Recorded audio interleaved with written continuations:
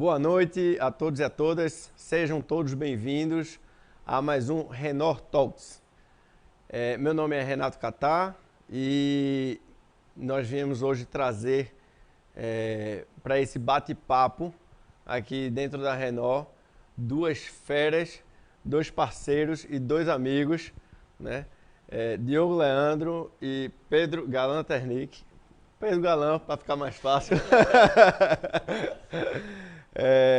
São dois amigos, sócios aí da Ponte B, consultoria, Diogo e Pedro da Fiplan e da Lucros Educação. Lucros Educação.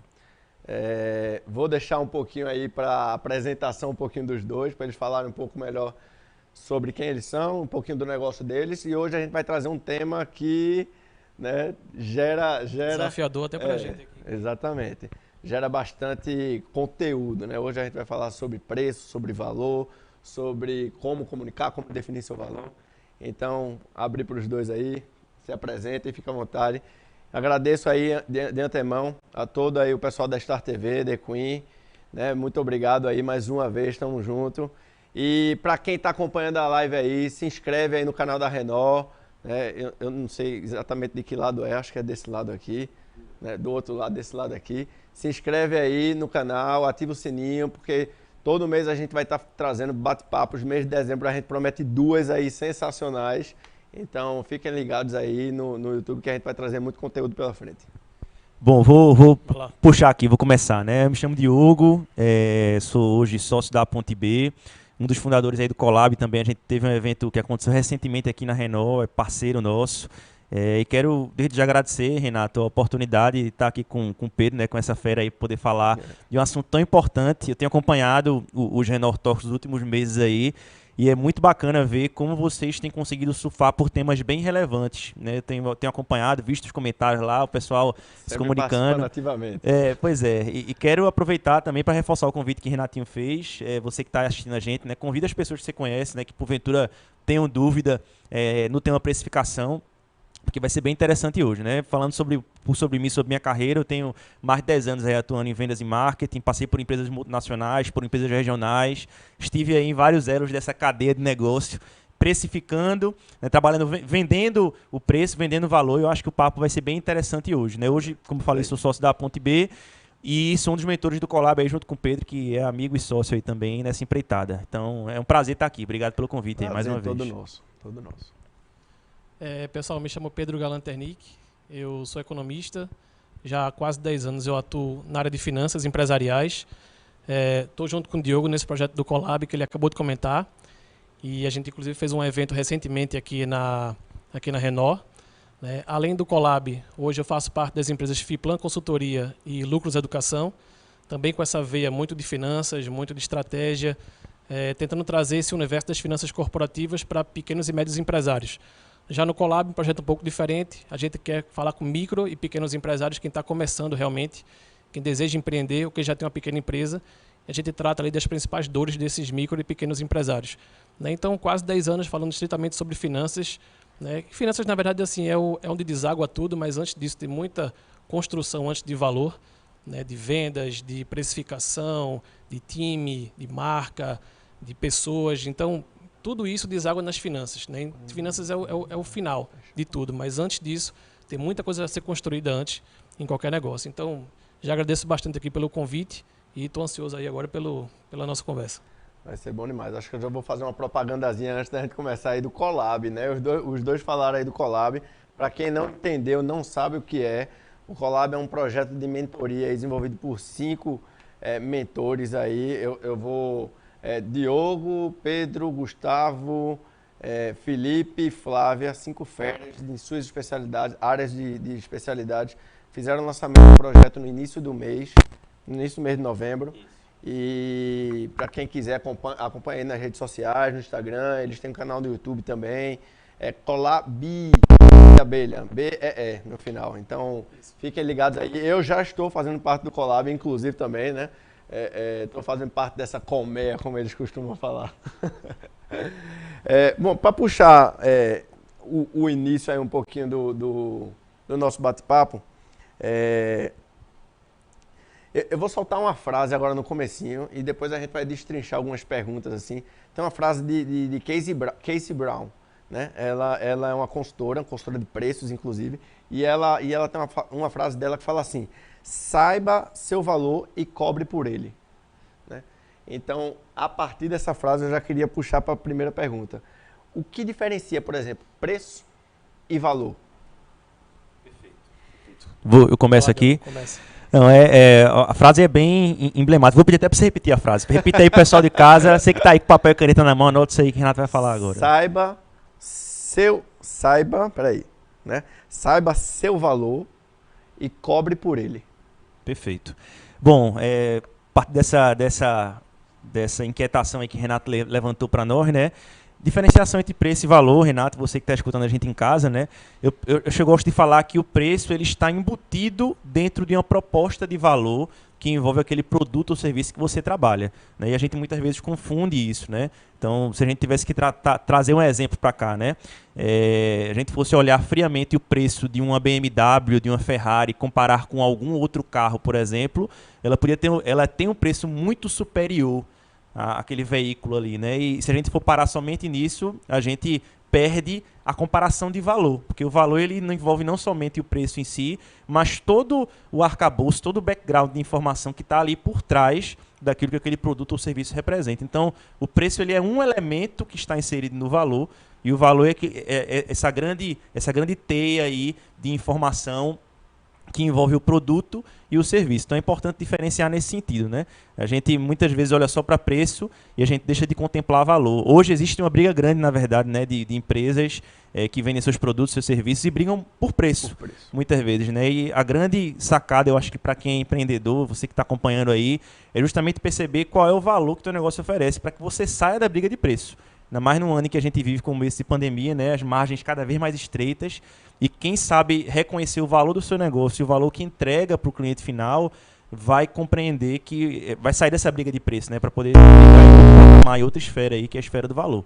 Então, se dar um pontapé inicial na definição, acho que seria essa aí, né? A gente entender que preço ele compõe o valor, mas ele não é o valor em si. Então, o preço ele é um dos elementos que compõe esse valor. E complementando o Diogo, né, assim, essa diferença do preço e do valor, preço é uma questão mais objetiva, né? Valor é uma questão mais subjetiva. Né? O preço está ali, ele está dado, ele tem uma questão mais técnica, né? Quando ele é formado. Claro, assim, alguns empreendedores seguem o mercado na hora de precificar, não fazem literalmente uma precificação mais técnica, né? Mas o preço ele é mais objetivo.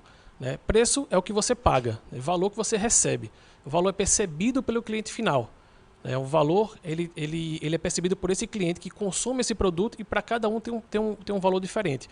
Por exemplo, se eu coloco se eu pego um curso, né, e eu precifico esse curso, esse treinamento a R$5.000, por exemplo, só para fins de exemplo, e tem uma pessoa que pagaria R$10.000 por esse curso, por esse treinamento, para ela esse curso está barato, né, porque ela pagaria até 10 por esse treinamento, né, e o preço dele já está fixado, que é 5. Então, para essa pessoa, esse treinamento está barato. Para uma pessoa que pagaria até R$1.000 por esse treinamento, para ela está caro.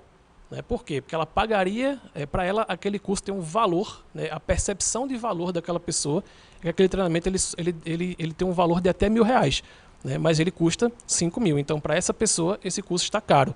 Então, a percepção de valor, ela transita nessa régua de valores. Né? E o preço é uma questão mais objetiva e o valor é uma questão mais subjetiva. A percepção de cada cliente que recebe esse valor. Acho que nada como falar com um cara que entende de números, né? E eu acho que assim, trazendo até aí, complementando as duas falas, eu acho que quando a gente enxerga que ninguém vai pagar ou ninguém vai definir especificamente o seu preço, né?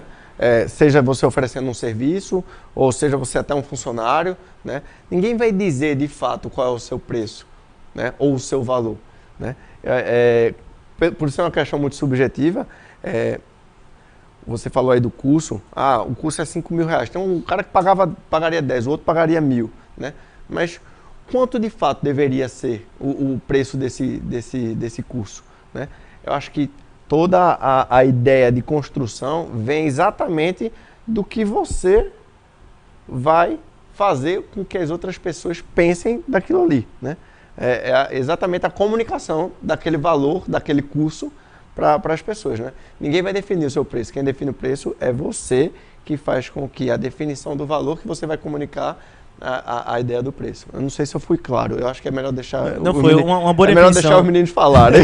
Não, eu acho que sempre foi claro assim. Eu acho que uma boa definição, a gente até falava sobre isso aqui conversando, né? Como se de alguma forma o valor ele fosse a embalagem que a gente dá o preço, né? Se eu configuro bem a minha embalagem, a minha forma de comunicar o preço daquele meu produto, eu coloco ele numa embalagem de valor e que eu transformo a percepção daquele cliente ou daquela pessoa para que eu desejo vender, né? Então, pegando o gancho do que Pedro falou, né, a gente vender água para alguém que tem água em casa ou que consome água o tempo todo, tem um valor. Se eu vou vender água no deserto, por exemplo, para quem está morrendo de sede, essa água tem um outro valor, né? Então, acho que a percepção, veja como é diferente a embalagem, veja como o cenário, as circunstâncias, as perspectivas, elas têm a capacidade de modificar o valor daquilo que você está vendendo. Então, a explicação que o Pedro deu aí de preço e de valor, acho que reflete bem isso e reflete bem o que você colocou agora.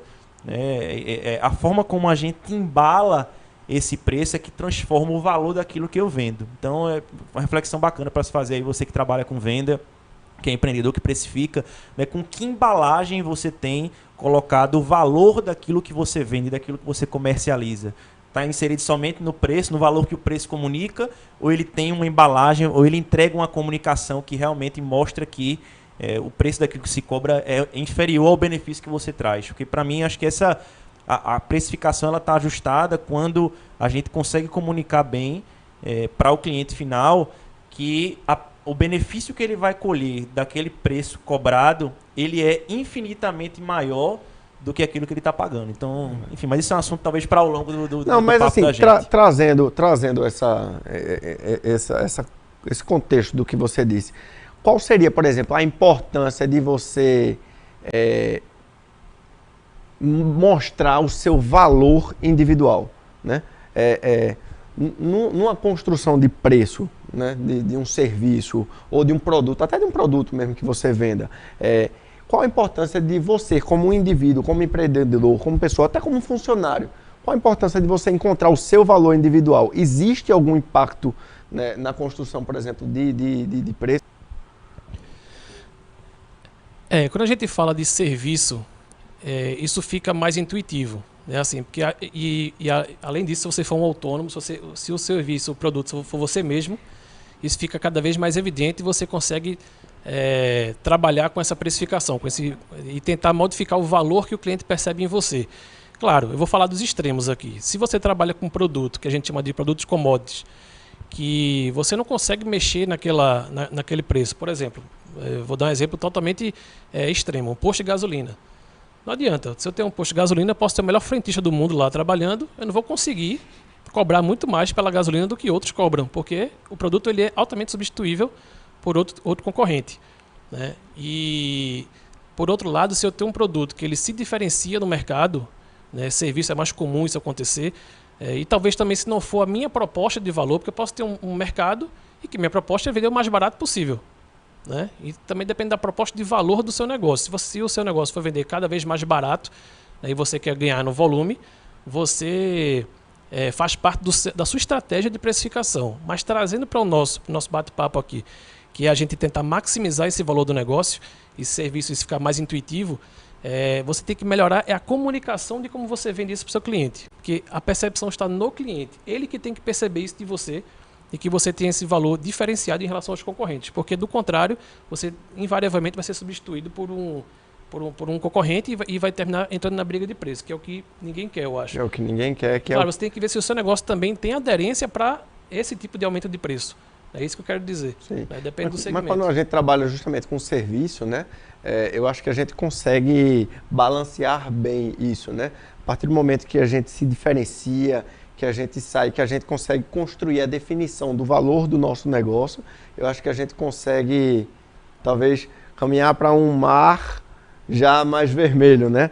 Casey Brown, ela fala na definição de valor, ela própria, né? Ela é uma consultora de preços e ela vai definir o valor dela através, ela ela levanta 5 questionamentos. Eu peguei aqui para uma fila para poder não esquecer. E aí, através da resposta dessas 5 perguntas, ela consegue definir bem o valor dela. E através da definição de valor dela, ela consegue construir o preço. Ela traz os seguintes questionamentos. Quais as necessidades dos clientes e como eu as satisfaço? Qual o conjunto de habilidades que me torna qualificado para atender? O que eu faço que mais ninguém faz? Quais os problemas que resolvo para os meus clientes? E que valores eu acrescento?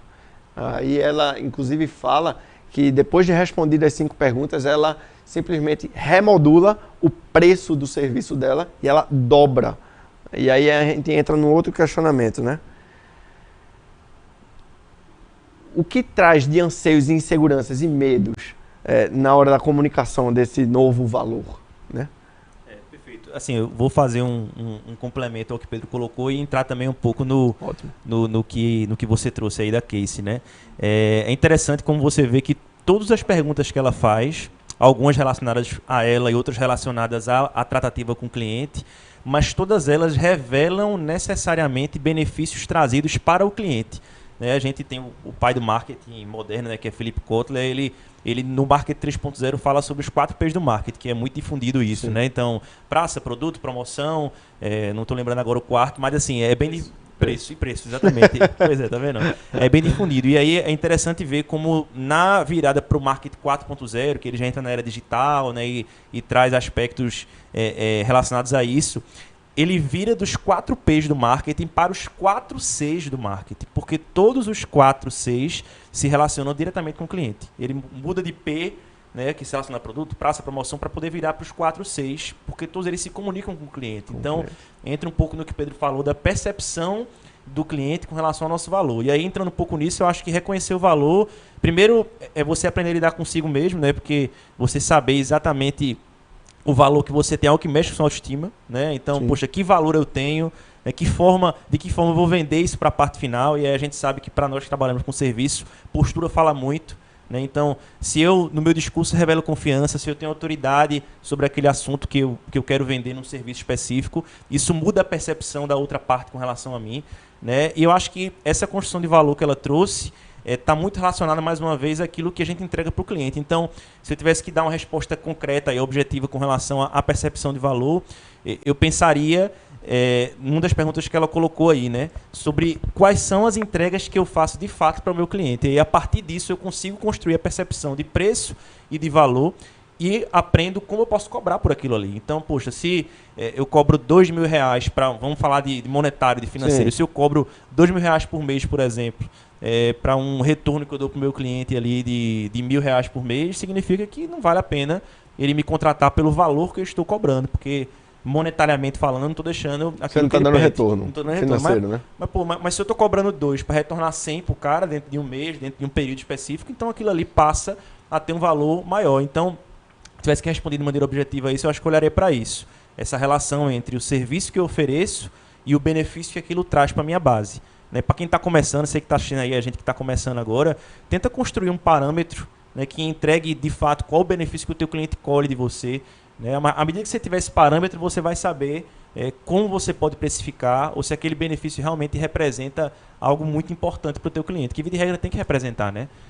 A gente tem que saber que aquilo que eu entrego precisa estar proporcionalmente entregando para o cliente algo que realmente ele precisa, né? Um benefício muito claro ali. De fato. Exato. E esse assunto é bem interessante. Acho que é o terceiro item que você citou aí, que é o que é que eu faço que ninguém mais faz. Isso, às vezes, assim, isso pode assustar algumas pessoas na hora de... Pô, mas como é que eu vou desenhar isso para mim? É uma coisa que eu não estou acostumado a vender, porque vender já é uma coisa que as pessoas acham que é uma barreira, né? Às vezes, de você querer se vender. Mas isso começa antes. Começa na definição do propósito do seu negócio. O que é que você está ali fazendo o quê? O que é que você se propõe a fazer? O que é que você faz de diferente? Por exemplo, eu pego 2 pedreiros. Eu pergunto para um deles, o que é que você faz? Aí o cara fala, pô, eu sou pedreiro, eu coloco um tijolo em cima do outro.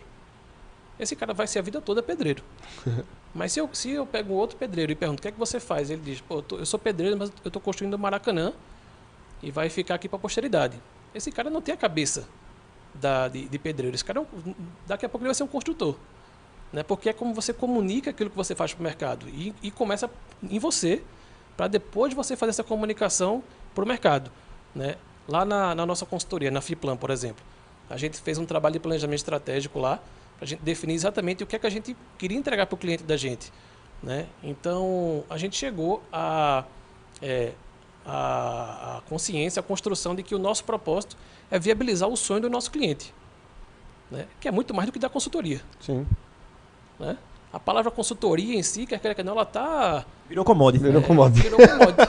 Então, se eu me apresento como um consultor, eu vou entrar... Cada pessoa tem a caixinha na cabeça do que é consultoria. Então, se eu falo que eu sou um consultor, eu vou entrar nas caixinhas de consultoria nas cabeças das pessoas. E ela já tem uma percepção prévia do que é consultoria. Uma definição, ela já definiu o que é consultoria. Ela já definiu o que é consultoria para ela previamente, antes de eu falar.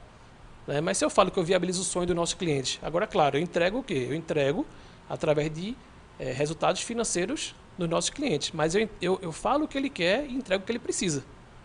Né? Então, a comunicação começa dentro da empresa ou dentro de você. Se você for um autônomo, começa com você primeiro, essa comunicação, para depois você externar isso para o mercado e começar a valer mais. Basicamente, comunicação é a chave do negócio, né? Porque, inclusive, eu conversando hoje com um cliente, ele comentou sobre o Lobo do Wall Street, né? Como ele traz uma percepção de venda de caneta, né? Ele fala lá, o cara, não, você vai vender a caneta, né? Ele diz, quanto vale essa caneta, né? Aí... Tá, mas deixa antes de eu te vender a caneta, deixa eu te falar um negócio, né? Tem uma oportunidade de um negócio único. E assim, essa oportunidade eu tenho aqui, agora, na mesa pra você. Inclusive eu tô com um contrato aqui na mochila. Aí o cara, pô, que massa, que negócio arretado. Aí, tá, pô, mas eu tô sem caneta. Não, eu tenho a caneta. É $40. então a percepção, se o cara fosse vender a caneta... Criou a necessidade. Se o cara fosse vender a caneta por $40, o cara ia dizer, nunca que eu vou pagar $40 numa caneta, né? Mas a partir do momento que o cara comunica de uma forma diferente, cria a necessidade para aquele cliente, sempre voltando para o cliente, para os 4P, né? Os 4C, né? Isso. Então, realmente, você consegue... Comunicação, acho que é a chave.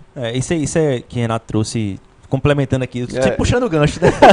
Mas isso que o Renato trouxe... É o meu trouxe, papel, vocês são os focos ele é bem interessante, porque assim, é isso que a gente vê, é uma coisa que é muito falado hoje em dia, mas que eu vejo que é pouco praticado, né? Porque se a gente tivesse essa percepção bem aguçada, o foco da construção de produto, serviço e a forma como a gente precifica isso, não estaria necessariamente no produto que eu vendo, no serviço que eu vendo, mas estaria na minha percepção, na construção, na verdade, da minha percepção daquilo que o meu cliente ele precisa, na verdade. Né? Então, veja, o foco não está no produto ou serviço que eu ofereço. Está na realização do sonho do cliente. Né? A gente também tem consultoria, que é a ponto B consultoria, né? E a gente fala que a nossa missão é levar o cliente de um ponto A, onde ele está insatisfeito com alguma coisa, inquieto com alguma demanda específica da empresa, para um ponto B. E a gente também trabalha viabilizando, né, essa transformação. Ou seja, então uma pergunta bacana para se fazer, eu acho, para quem está assistindo a gente aqui, seja serviço, seja produto, que ponto A é esse, né, em que teu cliente, a pessoa para quem você quer vender, ele está, e qual o ponto B, que é a transformação que o teu produto ou serviço eles vão oferecer.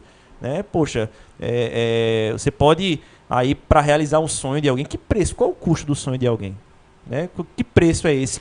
Que preço tem para um cara, como você falou aí, Pedro, que está contratando o teu serviço, viabilizar a empresa dele? Pô. O empreendimento da gente está associado a um sonho realizado, né? Exato.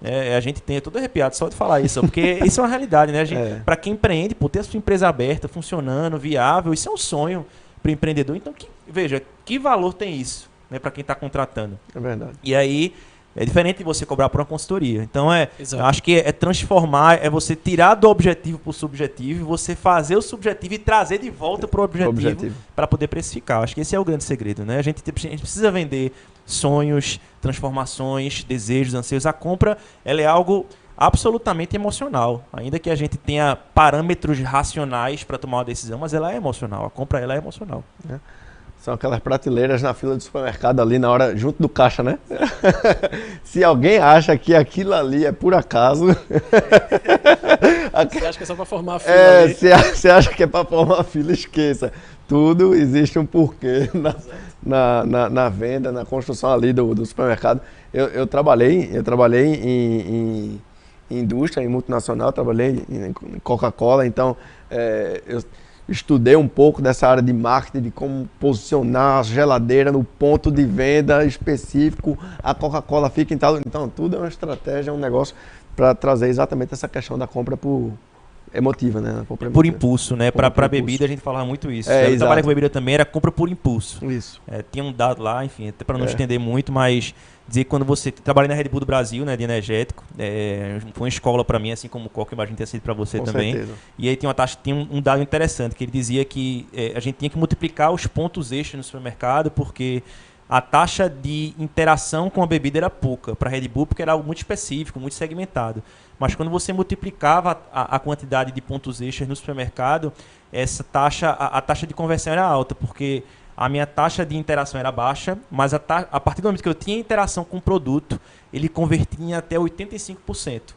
Para quem tem interação. Então, é aquela coisa. Quanto mais eu estiver multiplicado pelo supermercado, por exemplo, mais a minha tendência é de comprar. Coca-Cola é a mesma coisa, né? Você pode não entrar na intenção de comprar, mas você teve contato com aquilo ali, você leva por impulso. Pô, tem uma Coca em casa, né, que eu não tinha antes, então...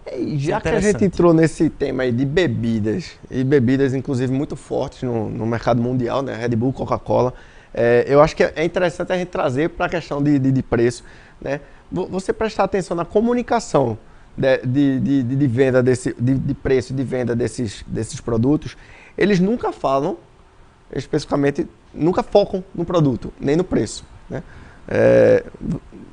Eles falam sempre da experiência, de um sonho. Da Coca-Cola principalmente. Coca-Cola hoje em dia... E estamos entrando em Natal aí agora, que você vê Papai Noel, Coca-Cola. Exatamente, né? Não sei se vocês viram um vídeo no WhatsApp que estava circulando aí da campanha de Natal da Coca-Cola, sensacional, né? Sensacional, né? De um pai que vai... Eu não vi. Tô por fora. Não, depois você vê, então.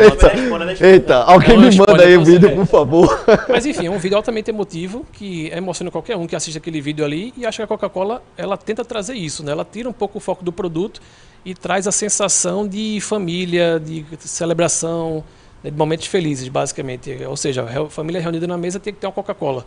Até como um insight aí, mais uma vez, para você que está assistindo a gente em casa, né? Coloca aí, pega um pedaço de papel, coloca o teu produto, o teu serviço no centro desse pedaço e procura entender quais são as sensações que esse produto ou serviço traz, porque isso vai te ajudar a precificar. Isso é uma coisa, um exercício que a gente de vez em quando faz nas consultorias, sobretudo na construção de empresa, que é você relacionar o teu produto ou serviço com sensações. Então, como você falou, né?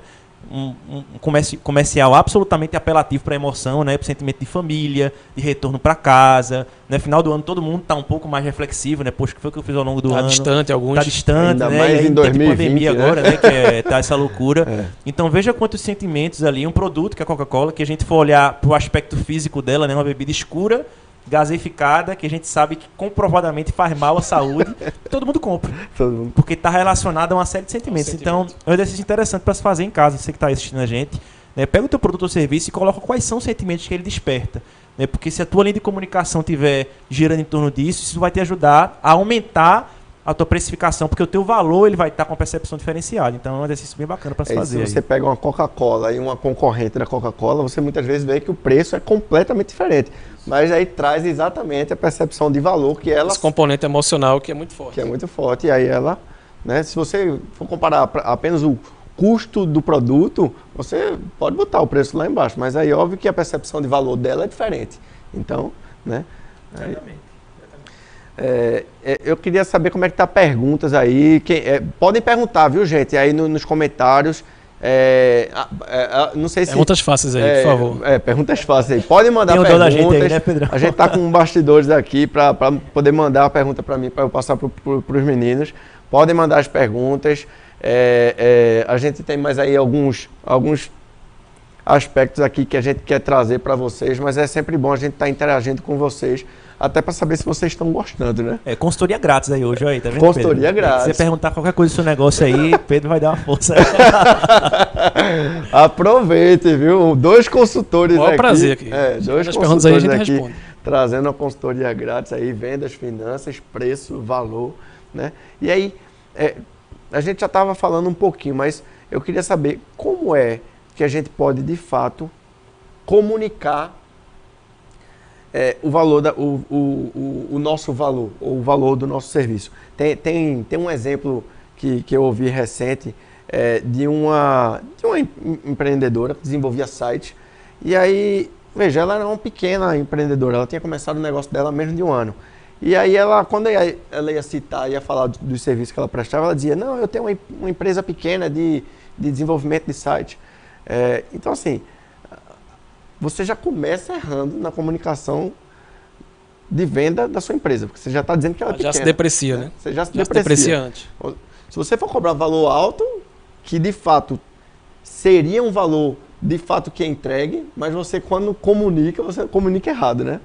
Aí como é que de fato acho que a gente tem um case bem interessante isso aí que você falou, me lembrei agora, que é o caso da pessoa que tem uma loja física e aí ela decide fazer a vitrine com a cunhada, porque a cunhada é, enfim, arquiteta, estilista e decidiu montar toda a vitrine. Só que ela montou com o gosto dela. E não era de acordo com o propósito de atingir aquele cliente final daquela loja. A loja era para produtos mais baratos e ela fez uma vitrine totalmente diferenciada. E quando chegou, ela disse, não é essa vitrine... Não vou fazer uma venda aqui, meu amigo, porque ninguém vai entrar na minha loja achando que meu produto é caro. Na verdade, não. A proposta é totalmente diferente. Então, é a vitrine. Né? E a vitrine, se você for um autônomo ou se você vende serviço, naturalmente a vitrine é você. Né? Trazendo para esse ambiente que a gente está falando aqui de como você aumentar o seu valor, invariavelmente, se você vende serviço, geralmente está muito atrelado à sua figura. Né? A você, na pessoa física, ser o seu próprio produto. Né? E nesse caso, aí entrando um pouquinho já na parte mais técnica, que você puxou lá na frente o tema comunicação, né?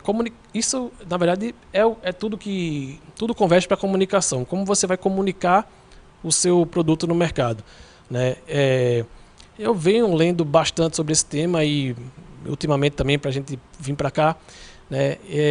Uma coisa ficou muito clara para mim. Né? Assim, hoje você é julgado, sim, e esse tema é muito, muito importante, porque quando a gente fala de vendas e se comunicar, isso às vezes é uma barreira para muita gente, né? Porque o cara vai dizer, pô, mas eu vou me vender, como é que é isso? Eu me vendo, eu falo dos benefícios do meu produto ou do meu serviço, é uma coisa que não é intuitivo você se vender. Né? Muita gente foi criada para ser mais introspectivo, né? Para não sair divulgando o seu produto, ser um vendedor, né? Não se gabando, né? Como se fosse uma prepotência, assim, que, né? Pô, o cara chato, o cara só quer vender as coisas dele, né? O cara, né? Então, e aí vem muito lado do julgamento. E aí eu andei lendo sobre isso, sobre essa psicologia humana de como julgar, inclusive na comunicação, e eu vi que nós somos julgados por 4 coisas, né? A gente é julgado pelo que a gente faz, né? A gente é julgado pela nossa aparência, a gente é julgado pelo que a gente fala, e nós somos julgados como a gente fala o que a gente fala. Vê que interessante isso aí. Isso é muito legal. Né? E eu vou perder alguns minutos aqui para falar de cada um deles. Nós somos julgados pelo que a gente faz. Né? Se você for numa festa e conhecer uma pessoa, eu não dou 5 minutos para a pessoa perguntar o que você faz. Né? Isso aí é quase que, né, obrigatório. Então, o que a gente faz, isso influencia muito, né, no julgamento das pessoas para com você. A gente está falando do serviço que você é o produto, né? Você é o produto final, você está se vendendo. Né? Então é muito importante você saber esses 4 julgamentos do ser humano. Então o que você faz é uma coisa que conta muito, que é o caso do pedreiro. Né? O cara que consegue comunicar isso de uma forma diferente no mercado, você já sai na frente. Você já sai de largada na frente. Segundo, aparência. Mas não é estar bem vestido, não. É estar adequadamente vestido para a ocasião. Né? Que a turma fala, se você quer jogar no Flamengo, não entre em campo com a roupa do Fluminense. Verdade. Né? Se quer jogar naquele time, você tem que entrar fardado com aquele propósito. Né? Com aquela, né? O ambiente tem que estar adequado à sua... Faz parte do ser humano, é um julgamento. Pra praia, né? É quase que intuitivo, é um julgamento. Não tem como a gente fugir disso. Né? Então, a aparência por exemplo, você está em casa, bate na sua porta, você abre a porta, é um cara de batina preta, colarinho branco, abriu embaixo do braço. Até que prova o contrário, é um padre. Né? Desde que prova o contrário, é um padre. Então, a sua aparência conta muito. Né? Quando você chega no ambiente, as pessoas julgam pela aparência. É natural do ser humano. Terceiro, é o que você fala. O terceiro julgamento do ser humano é o que você fala. Enquanto você não abriu a boca, ninguém sabe se você é inteligente ou deixa de ser. Né? Quando você fala, né, você está externando todo aquele seu conhecimento e toda aquela sua a inteligência. E quarto, é como você fala o que você fala. Né? Eu poderia trazer uma pessoa aqui que estaria falando exatamente o que eu estou falando aqui, poderia ser muito melhor ou muito pior. né? Exatamente as palavras que eu estou usando aqui podia ser muito melhor ou muito pior, depende, né? É como você fala o que você fala. Então, eu li sobre isso, é extremamente interessante para o nosso bate-papo aqui, para a gente discutir um pouco sobre isso aí. Excelente. Pedro trouxe uma leitura dele, de um estudo que ele fez recentemente, né? E entrando no aspecto técnico, também agora pensando na venda, né? E na negociação, persuasão, convencimento, eu acho que é uma coisa que funciona muito para essa pergunta que você fez, Renato, é a gente entregar sempre a solução antes de entregar o preço ou o valor que ele é cobrado. Então, um exemplo clássico para mim é quando você entra na concessionária, por exemplo, né? E aí, óbvio, né? Hoje o preço de carro está muito disponível, já se fala sobre isso em televisão, valor de parcela, tudo. Mas, de vez de regra, quando você entra em concessionária, o cara leva você para o carro que você quer visualizar, e aí você entra no carro, você senta no banco do motorista, você pega no volante, você faz drive-thru, roda 2, 3, 4 quadras, para depois ele entrar no preço, para depois ele entrar em mais benefício. Então, veja, ele entrega primeiro o produto ali, né, a tua solução de locomoção, o status comprando aquele veículo, para depois ele entrar de fato no aspecto preço, valor, que ele tem um apelo racional, monetário, né? É uma coisa quando você vai, por exemplo, viajar, que você vai cotar passagem em companhia aérea, né? Você vê os folders de companhia aérea, né? A comunicação, ele sempre comunica lá a paisagem, né? Então, você vai para o Caribe, você vai para um ponto turístico, você vai, né? E aí, ele não vende ali que você vai ficar enlatado dentro de uma cadeira minúscula, sentado, passando 3, 4 horas dentro de um avião para poder chegar no destino. Então, ele vende o destino, né? Então, eu acho que isso é muito importante, que na hora que você for expor e fazer a sua venda, você ter em mente sempre que você precisa vender ali a solução, a transformação, o benefício. E aí, no fim de tudo, você vende o preço, porque é como se o preço, de alguma forma, ele perdesse força diante da solução do benefício, né? Para produto ou serviço, eu acho uma coisa que vale muito a pena também, aí quando você efetiva mesmo a venda, é você dar amostras de coisas que você pode oferecer a mais, né? Então, um exemplo que eu acho que... Os benefícios, né? Dos benefícios, exatamente. E aí, isso é uma técnica que chama de over-delivery, né? Então, é eu entregar mais do que aquilo que eu prometo. Então, é uma coisa que funciona muito também para comunicar da melhor forma esse aspecto da venda, né? Então, imagina o que é você, por exemplo, eu comprei lá um brownie de chocolate, fazer um merchan da Master Brownie aqui, o mentorado nosso lá no Colab. Comprei um brownie de chocolate, por exemplo, e aí, junto com o brownie de chocolate que eu comprei, vem uma pequena amostra de um brownie de ninho, por exemplo, que eu nunca tinha provado antes. Então, veja, eu pedi um brownie de chocolate, paguei por aquele brownie, né, por aquele momento de felicidade, por aquele momento de alegria, e recebi ali uma amostra grátis de um brownie de ninho. Então, aquilo ali pode representar um investimento para mim, né, um over delivery, ou seja, eu entreguei mais do que aquilo que eu tinha cobrado, mas vai fazer o meu cliente conhecer um outro produto que eu não tinha pedido naquele momento. Então, no próximo pedido, ele vai poder pedir um brownie de chocolate e um de ninho, por exemplo. Então, isso é um exemplo de over delivery, né, de mais do que aquilo que é pedido. E isso aumenta a minha percepção de valor se comparável com o preço. Né, para serviço, o que funciona muitas vezes é essa isca ela vir na frente para depois vir o preço, né? Então, para consultoria, por exemplo, você sabe disso tanto quanto eu, Pedro, a gente fazer um diagnóstico gratuito da condição do cliente, né? Um checklistzinho de coisas que ele não faz, por exemplo, é uma coisa que dá um norte para o cliente e está por fora do preço de consultoria, muitas vezes, né? E aí, mas isso deixa o cara mais confortável para poder fechar com a gente, porque ele tem a percepção, isso até é um gatilho mental de reciprocidade que chama, né? Porque eu entreguei gratuitamente algo para ele, ele vai pensar, poxa, o cara já começou a trabalhar para mim gratuitamente, não cobrou nada por isso. Ele tende a fechar com você justamente porque você comunicou primeiro a solução, o benefício, para depois vir a questão do preço. Então isso é uma técnica bem interessante. Você sempre jogar primeiro a solução, o desejo que ele aspira, a transformação que ele quer, para depois vir o preço. Completamente diferente de, por exemplo, você dar um desconto. Tá aí com Black Friday aí batendo na porta, né? Quando você faz uma entrega dessa, por exemplo, a questão do brownie, se ela poderia chegar e dizer, não, vou dar um desconto para você de 10% no valor do meu brownie. Aí o cara dizia, pô, massa, legal. E depois, né? E depois? Tu vai manter os 10% de desconto no próximo brownie que for comprar, ou tu vai voltar o preço? O cara, pô, voltou o preço já, né? Nem manteve aí, sou um cliente fiel, né? A gente, na Ponte B, a gente tem um cliente de vestuário, não sei nem se está vendo aqui, mas se estiver vendo, já manda um abraço, sabe quem é? Eu não vou citar o nome, né, para também não entregar a estratégia, mas que tinha esse costume de sempre após o encerramento de algumas temporadas dar descontos gigantescos nas peças, né? Então, de 40%, de 50%. E isso acabou acostumando mal o cliente, na verdade. Porque esperava o final da coleção. Acaba que ele tinha o preço ali da roupa fixado naquele valor específico, né? Roupa bonita, de qualidade, bom tecido, inserido dentro do ambiente de moda. Mas é cliente que deixava para comprar sempre por último. Por quê? Porque sabia que lá naquele período do mês, quando tivesse lá para o fechamento, a meta distante, ou então encerramento de temporada, né, mudando de estação, sabia que o preço ia baixar. Então, isso é uma coisa que educa mal o cliente. Então, assim, você que está assistindo, não eduque mal o seu cliente. É verdade. Isso é um mal para o seu negócio e para o segmento que está inserido também. Isso acontece muito, né? A gente tem que pensar como segmento também. No mercado da gente, você norteia muitas vezes o preço e se você baixa muito, você está ali penalizando não só o seu negócio, mas o negócio, o ecossistema todo ali de negócios também, que trabalha em torno daquilo, né? Isso é importante, assim, trazendo para o conceito um pouco mais técnico do desconto, né? Que é o seguinte, às vezes as pessoas dão um desconto porque o concorrente também deu desconto, né? Mas é importante, na hora, desconto não é errado não, são estratégias.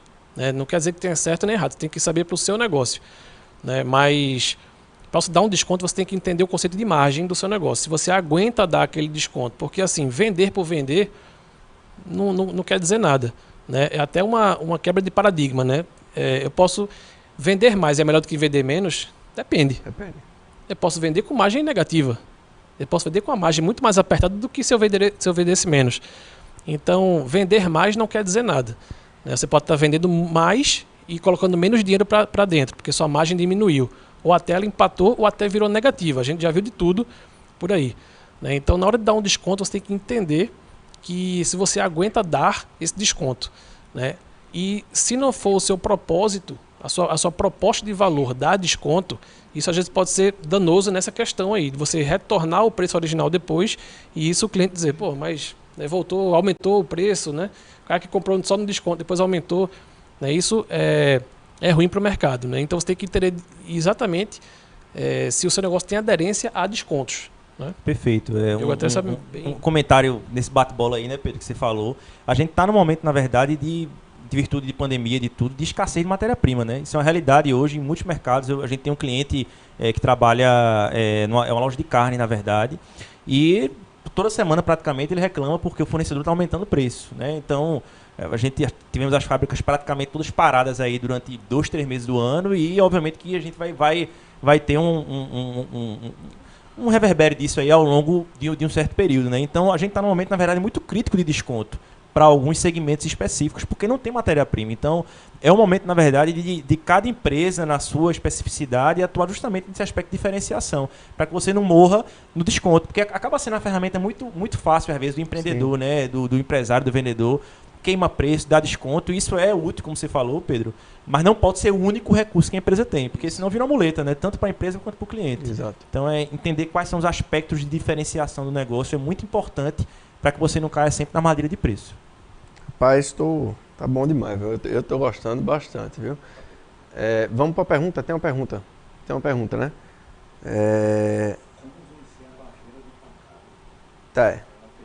Flávia Santos, olha aí, ó. Ei, sócio, um beijo para você. Flávia Santos, como vencer a barreira do tá caro? Bom, acho que a gente até falou um pouquinho já num contexto geral, né? Mas eu acho que se a gente puder especificar aí. Eu acho que essa é uma das principais objeções de todo consumidor, né? Todo mundo quer pagar mais barato, né? Essa aqui é a verdade. A objeção do tá caro, ela é muito comum, né? E existem algumas soluções que minimizam esse tipo de objeção do cliente. Uma delas, né, Diogo já comentou aqui, que é a do over delivery, ou seja, você entregar um pouco mais do que o cliente está esperando, né? Seja num produto, você dá uma amostra grátis, você dá um pouco mais, e um serviço, você entregar um pouco mais do que o cliente está esperando. Isso é uma estratégia de over delivery, ou seja, você entregou um pouco mais do que ele esperava, né? E isso faz com que o cliente perceba mais valor do que o preço, a gente voltando para aquela nossa conversa inicial, né? E isso faz com que minimize um pouco essa questão aí da objeção do preço, né? E outra coisa bem interessante também é a ancoragem de preço, né? Então, se você souber trabalhar com isso também, de ancorar, porque assim, o cérebro humano ele trabalha por associação. Você falar tá caro, tá barato, como assim tá caro? Tá caro comparado a quê? Você tem que ter um comparável. O seu cérebro trabalha assim, com comparáveis. Então, se eu falo que, por exemplo, voltando ao tema do curso lá, R$5.000, está caro por quê? Não, está caro porque tem um custo muito semelhante ao seu que é 1.000. Ou então eu pagaria até 1.000. Então, realmente, por associação, o seu está caro. Né? Do contrário, também fazendo o oposto, não, ele estaria barato se a média do mercado fosse 10.000 ou se as pessoas pagassem até 10, você estivesse cobrando 5. Então, ancorar é bem interessante. Se você conseguir ancorar um preço maior do que aquele que você está cobrando, é bem interessante. Por exemplo, trazendo para a minha realidade como consultor, né? É muito comum a gente ancorar o nosso preço. Como o nosso trabalho lá na Fiplan, ele se assemelha muito ao trabalho de um controller numa grande empresa, que é o cara que faz a controladoria de grandes empresas. Esse cara, existe um salário médio para esse profissional no mercado. Então, para a Fiplan ser interessante para o pequeno e médio empresário, ele tem que fazer a conta o seguinte: pô, se eu for botar um controller aqui dentro, quanto eu vou gastar? E se eu botar a Fiplan, quanto eu vou gastar? Isso é uma ancoragem de preço interessante para o empresário, entendeu? Eu mostro para ele quanto ele ia gastar com o controller e quanto ele vai gastar colocando a Fiplan, né? Porque a gente se propõe a fazer o trabalho desse controller no pequeno empresário. Que a área de controladoria na pequena empresa, ela geralmente é muito pesada. Porque eles são profissionais mais bem remunerados e na pequena empresa não encaixa. E a Fiplan vem com esse propósito de preencher essa lacuna que a controladoria não existe lá. Então, esse é um exemplo de ancoragem. Então, se eu chegar só com o meu preço falando, ele pode dizer, tá caro. Meu cliente pode falar, tá caro na hora que eu for apresentar minha proposta. Mas se eu já chego falando quanto custaria uma área de controladoria na empresa, a Fiplan fica barata relativamente falando em relação a essa proposta de preço, essa ancoragem. Então, uma das opções de você destruir essa objeção do tá caro é você ancorar o seu preço num preço mais caro e depois mostrar o seu mais barato. Vou fazer só um complemento a Pedro aí, tocando também nesse aspecto do preço, e aí é algo mais de comunicação e de comportamento humano, né? A objeção do tá caro, teu produto, teu serviço tá caro, ele é um comportamento natural do comprador. É a primeira coisa que, via de regra, eu já estudei um pouco sobre o assunto, e ela é a objeção número 1 do brasileiro. Você falar que o produto ou o serviço está caro.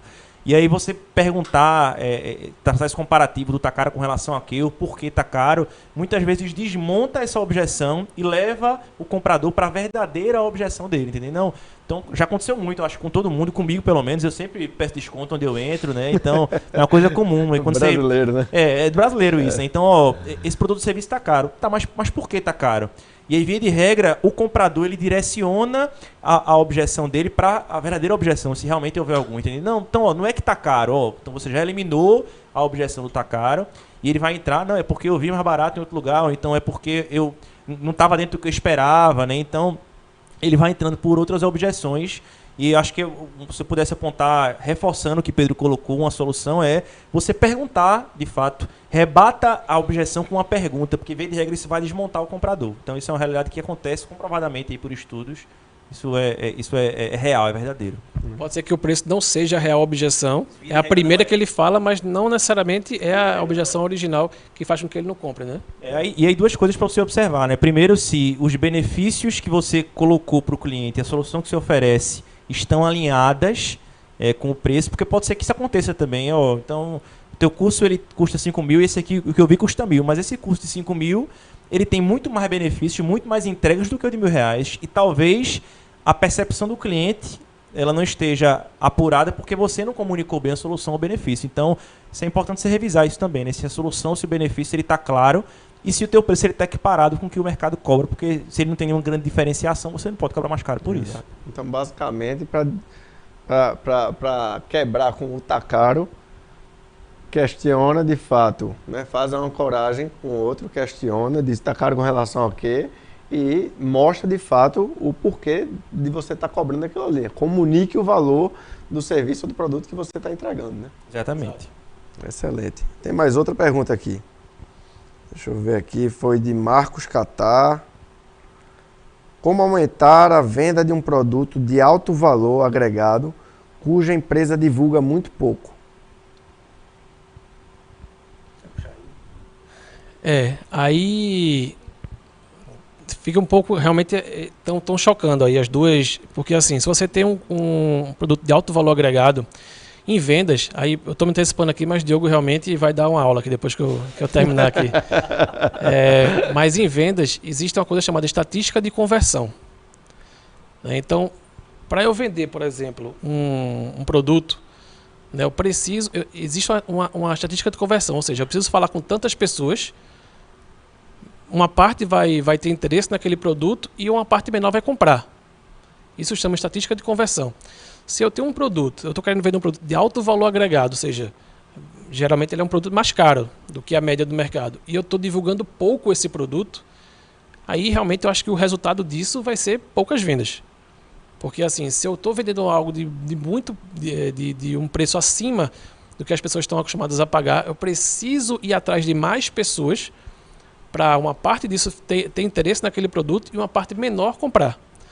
Né? Então, acho que é basicamente por aí. O conceito que Pedro trouxe de estatística de conversão se aplica hoje ao que a gente chama de funil de vendas, por exemplo, né? Exato, que é a gente, né, o seu... Exato, que é você no funil, né, como a gente fala, o funil ele tem o topo mais alargado e a ponta menor, porque naturalmente qualquer trabalho aí com a área de vendas, isso é um trabalho que a gente desenvolve, né? Muitas pessoas têm contato com o seu produto aqui na primeira área desse funil. Um número menor de pessoas passa a ter interesse no teu produto e um número menor do que esse compra de fato o produto. Então, trazendo um exemplo acho que tu chegasse a pegar o celular, não, né? Que tu olhou pro celular, achei que ele fosse citar como um exemplo. Mas aqui o iPhone, por exemplo, você perguntar para qualquer pessoa se gostaria de ter um iPhone, certamente essa pessoa gostaria de ter um iPhone, né? Então, no topo do funil aqui, o iPhone é um produto altamente difundido. Mas aí um número menor tem interesse de fato em comprar e um número menor de fato compra. Então, isso é o conceito do funil. Eu acho que, respondendo a pergunta do Marcos aí, mais do que você pensar, né, na maior quantidade de pessoas que pudesse ter acesso a esse produto de alto valor agregado, eu pensaria mais em qualificar esse público. Porque, naturalmente, à medida que você qualifica, quando eu falo qualificar, eu estou querendo dizer o quê? É você direcionar esse produto, esse serviço para o público certo. Será que esse público para quem você vende, que é um público pequeno pelo que você colocou, ele é um público que de fato compra aquilo ali como sendo uma solução? Ou será que esse produto está mal direcionado? Porque se ele falou que esse produto ele é pouco oferecido, pode ser que a empresa ofereça muitos outros produtos para esse mesmo público.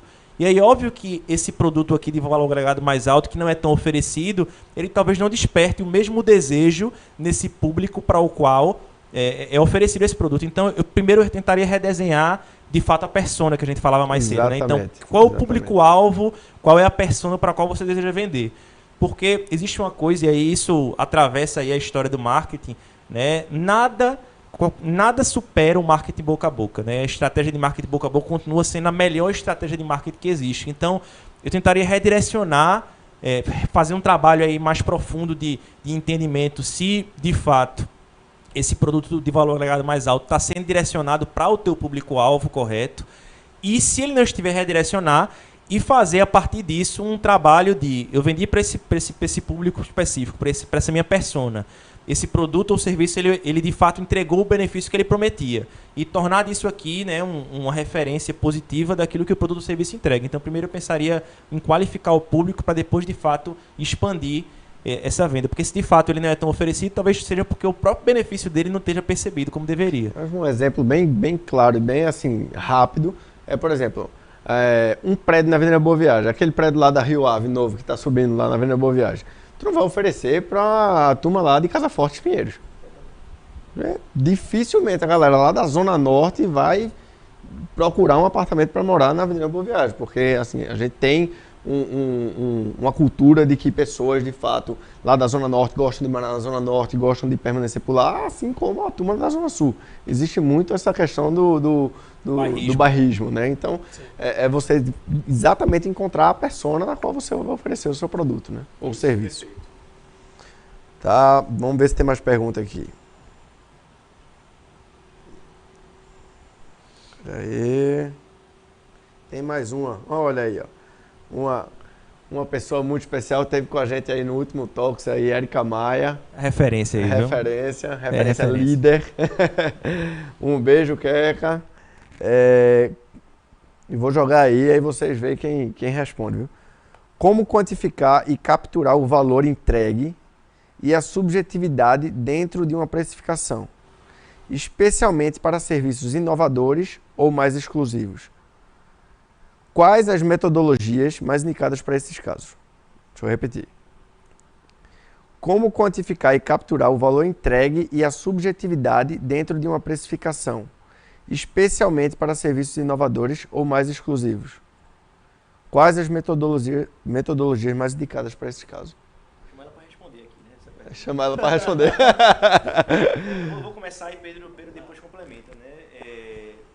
Quando ela fala de negócios inovadores aí, eu sempre penso no conceito de startup, né? Empresas que estão começando, que estão buscando validar o seu negócio primeiro para depois, de fato, rodar. Então, eu vou tentar pegar esse modelo aqui, né? E aí a gente vai desenvolvendo, obviamente, de acordo com o que for surgindo como tema, né? Mas respondendo a pergunta da minha amiga e colega, né, que é consultora também, Érica, é um conceito que funciona bastante para qualquer negócio iniciante, é o conceito de MVP, né? O conceito que Eric Rice ele defende lá na Startup Enxuta, que é um livro que ele tem.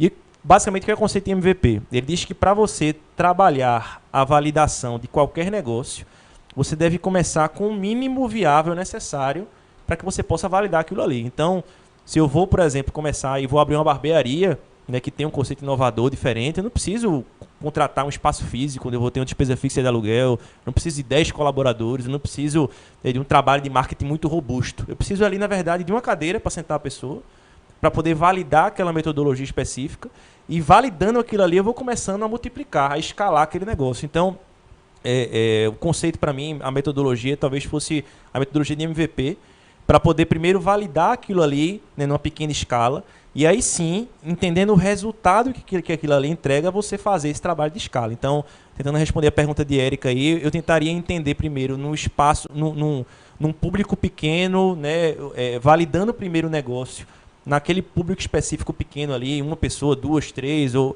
validando o serviço ou a entrega daquele meu produto, para que depois eu pudesse escalar aquilo ali. Eu acho que, na minha leitura, é sempre o melhor formato de iniciar algo que seja diferente. E aí, como quantificar isso aí? O melhor trabalho para mim é o trabalho de pesquisa, na verdade. Que às vezes a gente subvaloriza muito o trabalho de pesquisa, mas é a gente entendendo, poxa, depois que eu entreguei meu serviço ou meu produto, trazendo, por exemplo, a barbearia, né? Como é que o cliente ele se sentiu a partir daquela técnica que eu utilizei? Né? De que forma aquilo ali foi diferente de todas as outras experiências de consumo que ele teve em outras barbearias ou cabeleireiros? Né? A partir disso, na verdade, e aí por isso que é legal, porque é um trabalho de validação. Existe a percepção que eu tenho como vendedor, como empreendedor, daquilo que eu estou colocando, e existe aquilo de fato que é entrega para o cliente. Né? Isso aconteceu comigo muitas vezes em treinamentos da Ponte B. Eu esperava que o resultado fosse e na verdade foi aquilo e muito mais, ou então foi diferente daquilo ali. Então por isso que a técnica do MVP é bastante válida. É você trabalhar com o mínimo para poder validar, entender de fato qual é o benefício, metrificar aquilo ali. Né? Acho que vai trazer o exemplo que... Oh, meu Jesus, esqueci agora o nome, mas eu acho que vai falar sobre isso, eu não vou entregar agora não. Mas o método de você validar a entrega daquilo ali por indicador, né? Tu falasse sobre isso numa mentoria do Colab há um tempo atrás. Enfim, vamos lá, vamos ver se flui. Mas basicamente o modelo do MVP é isso, é você validar, você trazer a informação do cliente a partir da experiência que ele teve, e aí você replicar isso. NPS, tá querendo lembrar a sigla. Fala um pouquinho sobre o NPS. O NPS é um indicador que vem sendo muito utilizado por empresas, chama Net Promoter Score, NPS, e ele faz uma pergunta simples, basicamente. Ele pergunta de 0 a 10, depois que você consumiu o produto, obviamente, né? Você consumiu, você comprou, depois ele faz a pergunta, de 0 a 10, quanto você indicaria esse produto ou serviço para um familiar ou um amigo? E dizem que a maior nota dada é 9, né? Porque ninguém dá 10. Ninguém dá 10. Né? E que se você receber uma nota abaixo de 8, já é um indicativo de que há algum sinal de descontentamento naquele produto. Né? Porque se a pessoa está satisfeita, ela dá um 9. Se ela deu um 8, é porque já tem algum certo grau de insatisfação no produto. E 10 é quase que impossível. Assim, ninguém dá 10 porque sempre você tem algo a melhorar. Né? E voltando para a pergunta de Érica, eu acho que tem o seguinte, na parte de você fazer a precificação, aí trazendo um pouco o conceito mais técnico realmente, que é a precificação é uma conta de trás para frente. Né? Assim, quando você vai vender um produto, o preço é a primeira coisa que você vê na hora de comprar um produto ou serviço. Na precificação não, ele é a última coisa que aparece. Né? É o resultado final daquela conta. Então você faz a conta de trás para frente. Primeiro você pega, aí já entrando um pouco na parte mais técnica, você vai calcular a sua lucratividade desejada que você quer naquele produto ou serviço.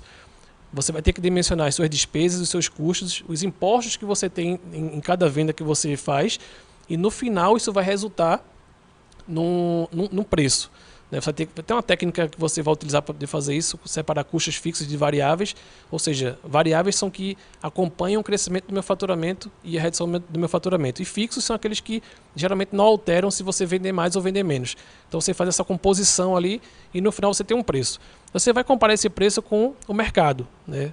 Você tem que combinar com o cliente se ele quer pagar aquilo ali. Aí você vai ver se aquilo tem aderência ou não no mercado.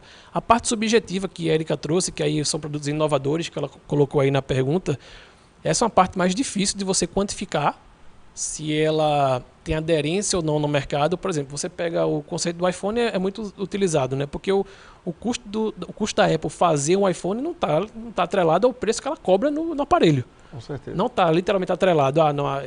Se eu tenho um custo tanto, eu vou cobrar X vezes isso. Não. Ela cobra o preço que ela quiser, as pessoas pagam por isso. Porque não está atrelado ao custo de fazer. Mas é o valor está atrelado à sensação que ela gera no cliente, que o Diogo falou no começo. A percepção de valor do cliente. Né? Então, essa parte subjetiva realmente é um desafio grande se você tem um produto inovador na mão, que seja um diferencial, que pouca gente tenha no mercado. E você quantificar isso é difícil. Provavelmente você vai ter uma margem muito boa acima da concorrência, que você vai poder cobrar muito mais do que a concorrência, porque você tem um entregável, uma percepção de valor muito maior do seu consumidor final. Né? Agora, colocar isso em termos monetários vai ser basicamente teste. Você vai testar, vai colocar um preço e vai ver se o mercado tem aderência ou não. Vou só para fechar aqui, eu vou trazer um exemplo recente, que a gente está buscando parcerias com o pessoal que está trabalhando com LGPD, né, que é um assunto que está muito em voga, sobretudo fora do país, que foi adiado agora em virtude de pandemia e de tudo, mas que já está rodando, na verdade, no país da gente, já com lei, com tudo, né? A gente fez contato recentemente com empresas que estão trabalhando a conscientização de empreendedores pela LGPD, e o custo que eles estão cobrando, né, o preço, é altíssimo. Mas por quê? Porque é um produto de vanguarda, né? Então, trazendo um pouco para o ambiente da inovação, que foi o que a Erika trouxe aí, é uma tendência natural isso, né? Quanto menos pessoas no mercado, relação de oferta e demanda, né? Quanto menos pessoas no mercado estiverem oferecendo aquele produto ou serviço, a tendência é que você consiga cobrar mais caro por aquilo, porque é uma solução que poucas pessoas oferecem. Então, a tendência é que isso, com o tempo, ele vai entrando dentro de uma lei aí de mercado que todo mundo esteja mais ou menos equiparado. Então, essa parte subjetiva é difícil realmente de mensurar, mas se ele realmente é inovador, se dentro do conceito de MVP, como eu trouxe aqui, se ele de fato entrega aquilo que ele promete, você pode, obviamente, sobreprecificar aquilo ali.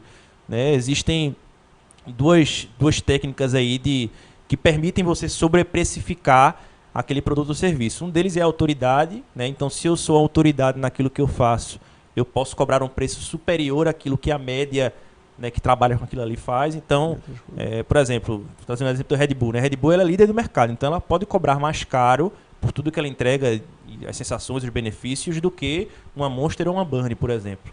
Né? E o outro ponto é se aquele produto ele entrega um benefício muito grande para a tua base. Então, se aquele ali entrega um benefício, uma transformação muito grande para o teu cliente final, você também pode cobrar mais caro por aquilo ali. São dois princípios de sobreprecificação que se utiliza muito na área de vendas. Autoridade e exclusividade também, né? Isso, exatamente. Se você está no Mar Azul, se você é único, você cobra.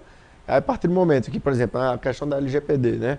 Se você começa a ter um monte de gente entrando, né, que de fato tem muitas pessoas se especializando, mas ainda assim não é suficiente para atender, porque todas as empresas de fato vão ter que se adequar à lei, né? É uma coisa que você está muito ali naquela... Né? Eu já tive reunião com 2, 3 empresas que oferecem esses serviços, né, para a gente trazer para a Renault, e de fato os preços eles variam bastante. Né? E aí você pode fazer uma revalidação depois no futuro. Né? A Casey Brown, inclusive, traz exemplo da própria empresa de consultoria de preços, né? Que ela, depois de responder aquelas 5 perguntas que eu falei, ela revalidou o preço dela. Ela disse, eu estou entregando um valor muito maior do que aquilo que eu estou cobrando. Então, ela dobrou o preço dela e ela, inclusive, continuou ainda a prestar o serviço e ter um bom feedback dos clientes. Nesse vídeo, ela inclusive fala que ela não perdeu nenhum dos clientes dela, né? Exatamente. Então, para você ver como a percepção de valor realmente do cliente estava ajustado com o preço que ela cobrava, né? Porque ela dobrou e ela disse que não perdeu nenhum cliente da base dela. Então, isso é interessante. Ela comunicou diferente o que ela estava fazendo, estava entregando aquele valor diferenciado para o cliente, e ele entendeu então que fazia sentido pagar mais caro pelo que ele estava recebendo, né? Então ela dobrou o preço e continuou com os mesmos clientes na carteira. Deixa eu ver se tem mais perguntas. Se vocês também tiverem alguma coisa a acrescentar aí, vocês dois. Ó, teve um comentário que não foi uma pergunta de Felipe Portela. Figura Somente. exótica. Ele perguntou por que só eu estou vestindo uma camisa tão espetacular. Exclusividade, né? O cara aí, o único que está vestindo a camisa da Dom, poucas pessoas têm acesso a isso, né? Então, se você quiser, depois procura lá, né? Use Dom no Instagram e garanta a sua também. Né? Estou fazendo já a venda. E de fato, assim, por exemplo, não porque é conhecido e é próximo, e é amigo, inclusive teve com a gente aqui no primeiro Talks, né, lá de setembro. Felipe é um cara que ele para a empresa dele, ele soube comunicar o valor, né, do produto dele. Então ele pode até cobrar um pouco mais caro ou do que outras empresas de camiseta, mas eu acho que ele de fato ele mostrou o valor dele. Então eu acho que ele conseguiu comunicar bem e ficar tranquilo com relação ao preço que ele cobra, né? Eu não sei se vocês concordam aí comigo nessa. Exato. A roupa entra naquele aspecto que a gente estava falando do julgamento, né? A roupa, quer queira, quer não, é uma mensagem que você quer passar, uma comunicação, né? Então, tem algumas roupas, algumas grifes que conseguem fazer isso muito bem, né? O caso da reserva, por exemplo, é uma moda masculina, que já é um desafio você ter moda masculina no Brasil. Homem geralmente não compra roupa, né? Mas eles conseguiram fazer uma comunicação muito interessante, que não são roupas baratas, né? Mas a comunicação que eles trazem por trás daquela marca é extremamente interessante, que faz com que gere o desejo nos homens de terem aquela marca, de estamparem aquela marca para o mercado. Aquilo ali é um tipo de comunicação. É verdade. Se eu estou vestindo aquela grife, aquela marca, eu estou querendo comunicar algo que meu estilo de vida se parece com o deles, né? Então tem esse tipo de comunicação, como é o caso de Felipe também, pouco disso. Fazendo um complemento, né? Acho que um bom termômetro para você compreender se as pessoas de fato estão comprando o valor daquilo que você vende é você compreender se aquela mensagem que você transmite, a partir do valor que você entrega, ela é multiplicada sem que você necessariamente tenha que falar sobre aquilo ali, ou você tenha que vender aquilo ali, né? Porque hoje o que acontece com a Dom, né, de Felipe, é que você vê que ele conseguiu multiplicar o valor daquele produto que ele entrega por várias pessoas, né? Então muita gente, eu acho que veste hoje Dom, usa Dom, porque se identifica com os valores da marca, né? E aí é interessante você ver que é um cara que em tese vende camisa, mas estava durante o período de pandemia fazendo live, por exemplo, para poder arrecadar fundos para ajudar a instituição de caridade. Então veja como a gente começa a ampliar o valor daquela marca que está entregando, né? O valor que aquela marca entrega. Quem usa Dom hoje não usa só Dom, né? Usa todo esse arcabouço aqui de sentimentos, de valores que ele quer entregar a partir da venda daquele produto. Então está muito, muito além do preço que ele entrega, né? Merchan gratuito, por sinal, para 5 minutos amigo, de merchan, né? Vai custar quanto isso aí? Tá bom, né? Depois a gente conversa, Felipe. Vamos trabalhar aí. Faz uma doação no YouTube aí pra gente. QR Code aqui, pode apontar o celular aí pro... Vai sair de graça não, vai ficar perdendo de graça não. Tem mais uma pergunta pra gente já ir puxando aí pra caminhar pro final. Kika Leandro. Pessoa... Sobrenome é forte aí também. Estimável. No mercado altamente competitivo, o preço da concorrência é determinante. Como conseguir precificar de uma forma saudável para o seu negócio? Perfeito. Essa parte da concorrência é bem interessante, né? Tem alguns erros clássicos que são cometidos na hora de você precificar. Um deles é seguir o seu concorrente, porque você já imaginou que ele pode estar errando também, né? Então esse é um ponto bem interessante de você avaliar. Ele pode estar errando na precificação, você está seguindo ele, né? Então você tem que saber realmente precificar o seu produto, né? Segundo, é você conhecer o conceito de margem, foi aquilo que a gente falou, a margem de contribuição. É um termo que pode ser mais técnico para alguns, mas o conceito é muito fácil, né? Que é exatamente quanto deixa cada produto de lucro para pagar tudo que é fixo na sua empresa. né? De cada produto que você vende ou serviço, quanto deixa de margem para você remunerar tudo aquilo que é fixo no seu Quanto negócio. ele contribui, né, para o teu negócio. Quanto ele contribui para o seu negócio. Então você tem que entender esse conceito de margem de contribuição no seu negócio. Terceiro, entender o patamar de custos fixos. Isso vai influenciar na sua precificação, porque você vai ter que saber o preço, quanto você vai ter que vender para poder cobrir custos variáveis e custos fixos, para poder ali sobrar uma rentabilidade no final, né? Quarto, desconto. É você saber se pode dar desconto de acordo com a sua margem. Tem negócio que a margem já é apertada. Se você for dar um desconto em cima, geralmente o desconto é o seu lucro, né? Então, dar o desconto não tem lucro, né? Claro, pode ser por um período pontual, obviamente. Pode ser uma estratégia de comunicação, de comercial. De alavancagem, né? Exatamente. Mas assim, não pode ser... não pode ter uma perenidade, né? Tem que ser uma estratégia, algo pontual, né? Então, são esses erros clássicos que a gente encontra muito na hora de precificar, né? Precificação é isso. Claro, tem a parte técnica do negócio, que é você, matematicamente falando, se o negócio para em pé, se ele tem lucratividade, né? Que você, dado um preço que você está cobrando, se você vender X unidades daquele produto ou serviço, se ele vai remunerar os impostos que vão ser pagos da nota fiscal, os custos variáveis, os custos fixos, e tem que sobrar ali uma lucratividade desejada, é claro, porque você, como sócio da empresa, você... Tudo bem, você pode receber um prolabore, porque você trabalha no negócio, mas você tem que ter uma remuneração pelo seu capital também, que você colocou naquele negócio, que é a sua distribuição de lucro, né? Então, o lucro tem que fazer parte da precificação final do seu produto, tá? Então, só esse adendo à concorrência que eu queria fazer, que nem sempre a concorrência está certa na hora de precificar. Não é nada a acrescentar, não. O homem aí já deu a aula. Vou seguir a banca, como diz. Vou seguir a banca, perfeito. Nenhuma colocação a acrescentar, não. Foi que bom, bem completo. Eu acho que se tiver mais perguntas, eu não recebi, mas... não, acho que não tem mais perguntas, não. Tem não. Tem que dar uma olhadinha ali para ver se os bastidores estão dizendo que tem a produção, né? Se tem mais perguntas ou não. Eu tinha feito uma pergunta final aqui que acabei não fazendo, mas na verdade já foi respondida em toda a construção do nosso bate-papo, da conversa, que era basicamente como demonstrar o valor na construção do nosso preço, né? Mas a gente já respondeu isso aqui intrinsecamente, dizendo em toda a questão. Agora, Pedro acabou de dar uma aula, né, aí na questão da construção do preço, né, que você tem que levar em consideração todos os aspectos de custos fixos, variáveis, né, da lucratividade, da margem que você quer ter de retorno para dentro de sua empresa. Então, eu acho que, inclusive, analisar até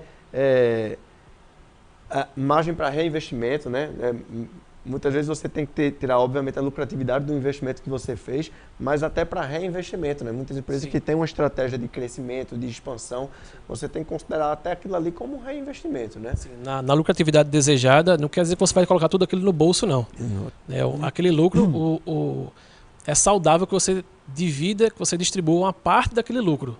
E a outra parte fica no negócio para reinvestimento e expansão da empresa, para capital de giro, enfim. Tanto para a construção de caixa quanto para o próprio reinvestimento, né? Que é muito comum em empresa que está abrindo, é você passar um determinado período de tempo, né? 6 meses, um ano e meio, 2 até, dependendo do tipo de negócio, para que apenas reinvestir no negócio, né? Porque aquilo ali, na verdade, não é resultado ainda, né? E aí depois de um tempo você vai recuperar capital, mas enfim, aí eu vou deixar para o homem que é técnico, né, se tiver que falar sobre isso. Mas de fato é importante nessa construção aí estratégica mesmo do negócio. O último a ser pago geralmente é o dono da empresa. Assim, como dizem os manuais, né? Geralmente na prática não é sempre isso que acontece. Mistura a conta de menino com a conta da empresa. Colégio, dentro da empresa, carro. Vamos entrar numa outra live aí mas aí isso é assunto para outra pra gente outra falar conversa. Sobre... pessoal, dividam PJ e PF. São pessoas físicas diferentes, né? Diferentes, exato. Exatamente. Então, assim, aí só para fechar o assunto da lucratividade é isso. Você, assim, geralmente o sócio ele é o último a ser pago. O negócio ele tem que se pagar primeiro, ele vai deixar uma lucratividade e essa lucratividade vai pagar o capital do sócio que colocou aquele investimento na empresa. E uma parte, assim, as melhores práticas dizem para ficar uma parte da empresa para poder você remunerar seu capital de giro e expansão também em novos investimentos. Isso aí. Diogo falou um ponto importantíssimo que eu queria até só puxar para a gente encerrar esse assunto, é a questão do caixa, né? A gente está falando do reinvestimento, mas o caixa, a gente vê aí no momento aí pandêmico que tantas empresas aí se apertaram, tiveram que fazer manobras aí internas, né? Infelizmente, um número de demissão aí muito grande em todo o Brasil, na verdade até no mundo, né? E aí a importância da empresa de fato ter um caixa, né? Um caixa reserva para se sustentar num período de crise, num período de instabilidade, que para você não vir a precisar às vezes de empréstimos com juros altíssimos ou então você passar por um período um período não, você chegar a um momento de ter que de fato fechar ou extinguir a empresa, né? Então a importância de fato de você dentro aí da sua estratégia de negócio de construção de preço, colocar uma margem lá, né? Um percentual lá para reinvestimento, percentual para caixa, para você poder conseguir respirar de forma saudável, né? E estar apto a passar por período de instabilidade que a gente sabe que, né, a qualquer momento pode acontecer, né? Exato. O JP Morgan, que é um banco americano altamente respeitado no mundo, ele fez um estudo, né, até acho que é um estudo de 2017, eu acho, mas ficou bem em evidência agora na pandemia. Todo mundo resgatou esse estudo lá do JP Morgan, que dizia que, em média, no mundo, pegaram 600 mil empresas no mundo, essas empresas tinham em média 27 dias de caixa. De pequenas empresas, né? de um porte de pequenas empresas, que a maioria das empresas no Brasil são pequenas empresas. Então, 600 mil empresas no mundo, de porte menor, de porte pequeno, tinham 27 dias de caixa em média. Então, assim, imagine a realidade do Brasil, né? Então, tem um livro, né, que é do Nicolas Taleb, que ele fala, ele levou algumas pancadas aí na pandemia, que ele falou o seguinte, que a culpa da quebradeira das empresas na pandemia era das empresas. Ele falou isso, porque elas não tinham feito caixa suficiente para antever possíveis oscilações no mercado. Claro, é uma afirmação totalmente assim, dura, né, de se falar. Obviamente você tem que levar em consideração várias variáveis aí de contexto, mas ele tem uma certa razão quando ele fala isso também, né, que as empresas não fazem o que a gente chama de caixa mínimo. Caixa mínima é justamente isso. Você tem pelo menos, aí assim, é subjetivo, mas pelo menos 3 meses de despesas fixas em caixa para antever qualquer tipo de oscilação negativa de mercado. Né? Uma pandemia, por exemplo, ninguém esperava. Né? E outras podem acontecer. Né? Então, como você vai antever isso? Claro que é difícil, principalmente se você está começando o negócio, você segurar ali 3 meses de caixa, não é fácil. A gente sabe que não é fácil. Né? Para pouquíssimos, isso. Né? Então, e a estatística mostra isso. O próprio estudo do JP Morgan no mundo mostra que não é fácil você ter 3 meses de caixa. Né? Então, não é coisa só do Brasil. Então, é basicamente isso. Né? O caixa é totalmente importante nesse fato. Né? Você precificar, mas no final do dia, né, como o Flávio brinca lá, não tem que ter resultado. Tem que ter caixa. Bom, eu queria agradecer aí demais a esse bate-papo. Acho que agregou bastante, né? Eu acho que para a gente, para a Renova, para a comunidade da Renova, para quem está assistindo, acompanhando a gente, para mim individualmente, ter 2 férias aí compartilhando sobre um tema tão difícil, né? Acho que às vezes até da gente lidar, né? E tão delicado. Eu estou aqui quase ficando sem palavras aqui para falar. Mas queria agradecer demais, Pedrão, Diogo, obrigado mesmo aí. Pessoal da Star TV, obrigado mais uma vez, né? Fazer um agradecimento especial aí a Manu, que está aí com a gente hoje. Meu Manu, brigadão. O nome do livro. Acho que é Cisne Negro.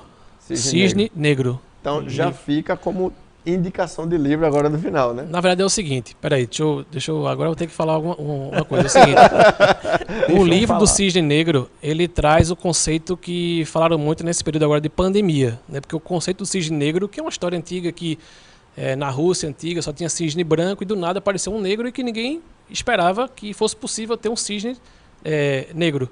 Né? E isso fez com que desconstruísse o conceito do cisne branco.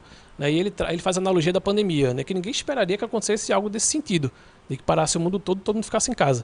Né? Então ele traz esse conceito, aí o livro, a analogia do livro é essa. Né? Ele falou da pandemia em 2007, inclusive, na entrevista que ele deu.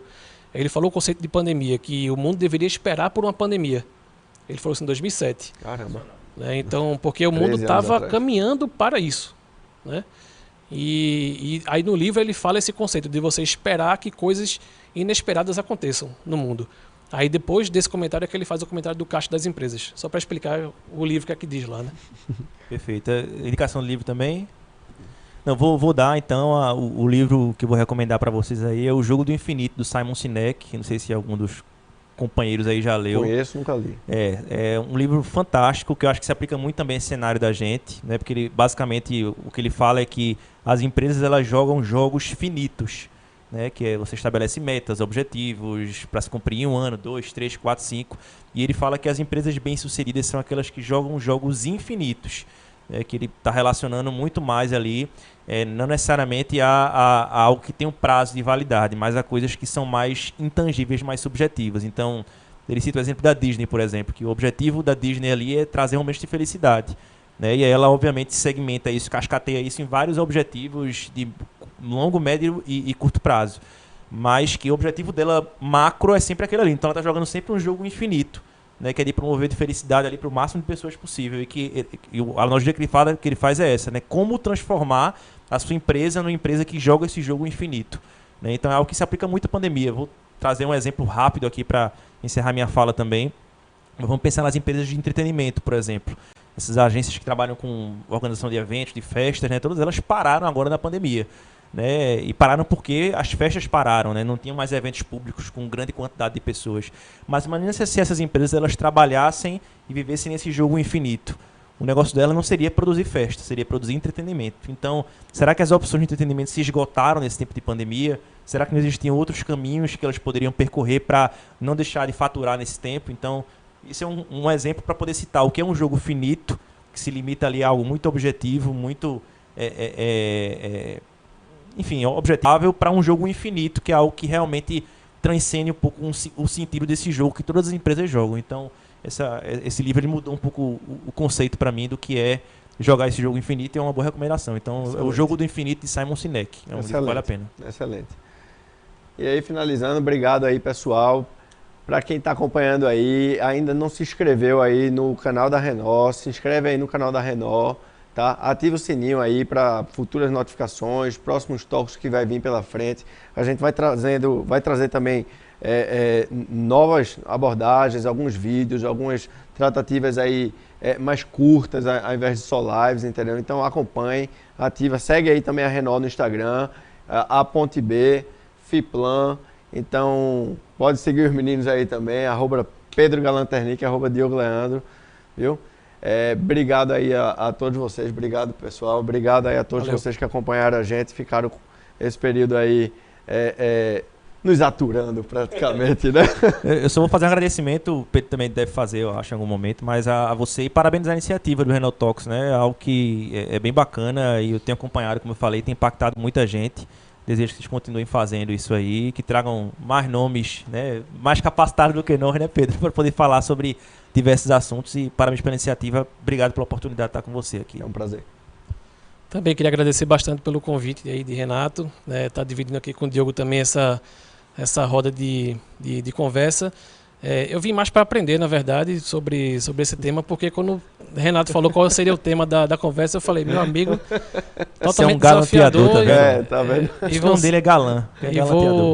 E vou sair da minha zona de conforto para falar sobre esse tema, que é um tema difícil de ser falado, né? Inclusive, assim, para mim, que sou de finanças, um cara mais racional, né, muito essa parte mais técnica, e falar sobre esse tema mais subjetivo, que é a parte de valor, foi um desafio grande, né? Mas de cara, quando o Renato já falou qual seria o tema da live, já topei de saída, porque eu vim mais para aprender realmente do que para falar. Então, queria agradecer bastante realmente. Obrigado. Parabéns aí também pela iniciativa. Né? O pessoal seguir aí também o Renault. E vou ficar ligado aí também nas próximas lives que vão acontecer aqui. Já vou deixar agora, né? Tá em qual câmera aqui? Essa aqui. I want you, né? I want you. Dia 1º de dezembro. Estejam ligados, dia 1º de dezembro vai ser a próxima live, tá? A gente vai trazer duas personalidades, né? Duas personalidades, né? Que a gente tá fechando já aí, eu não vou dar spoiler, mas dia 1º de dezembro vai ser muito legal, acompanha aí. E a gente ainda tem uma outra já marcada também para o dia 15 de dezembro. Então, 1º de dezembro e 15 de dezembro. Então, fiquem ligados aí que vem novidades aí e novidade boa, viu? Show de bola, sucesso. Valeu, Obrigado. pessoal. Obrigado aí, grande. Um abraço Abraço a grande. todos. Fiquem com Deus. Até a próxima. Tchau, tchau.